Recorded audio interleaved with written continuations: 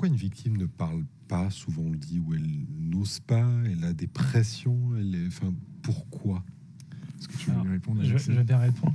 Il y a plusieurs raisons. Alors elle en a parlé Oui, tout à elle l'heure, l'a dit. effectivement, mais il y a d'autres raisons aussi.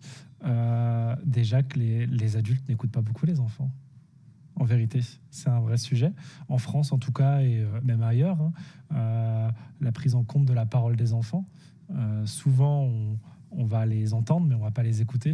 Ou on va plus se dire ah mais ça me paraît fou qu'un adulte ait fait ça. Et donc on va plutôt remettre en question ce que nous dit l'enfant par rapport à ce que, imaginons, on a pu vivre d'un adulte ou autre. Donc il y a une des raisons. C'est une des raisons. Il y a la plupart des enfants, quand vous leur demandez pourquoi ils n'en parlent pas, c'est aussi les adultes vont pas m'écouter, ils vont rien faire. Donc il y a une vraie peur que les adultes ne fassent rien.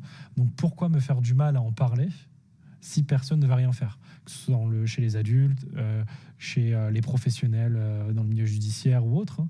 Donc pourquoi en parler? Ça va me faire du mal. Donc autant rester avec ce secret-là sans en parler. C'est une réalité, et aussi parce que c'est des sujets qui sont très difficiles. Il y a des associations comme Colos, comme nous chez e-Enfance ou autres, où on parle de ces sujets-là, mais il n'y a pas beaucoup de sensibilisation tout de même sur tous les enfants que l'on voit. Ils ne sont pas tous sensibilisés. La sensibilisation, on sait que ça fonctionne, mais il faut qu'elle existe.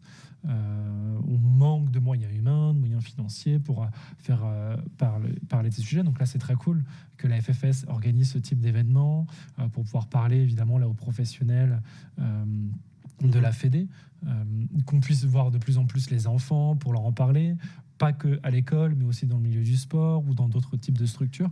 Donc c'est très bien. Donc on est très optimiste, on fait des pas en avant.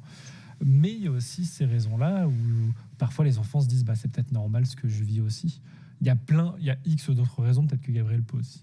Il y a peut-être d'autres idées. Mais oui, mais il y en a aussi qui sont. Alors, le sujet des violences, mais c'est ce que disait Alexis, le sujet des violences, c'est un sujet qui est tabou. Le sujet des violences sexuelles faites aux enfants, le sujet des violences faites aux enfants et le sujet des violences sexuelles faites aux enfants, c'est des sujets qui sont tabous.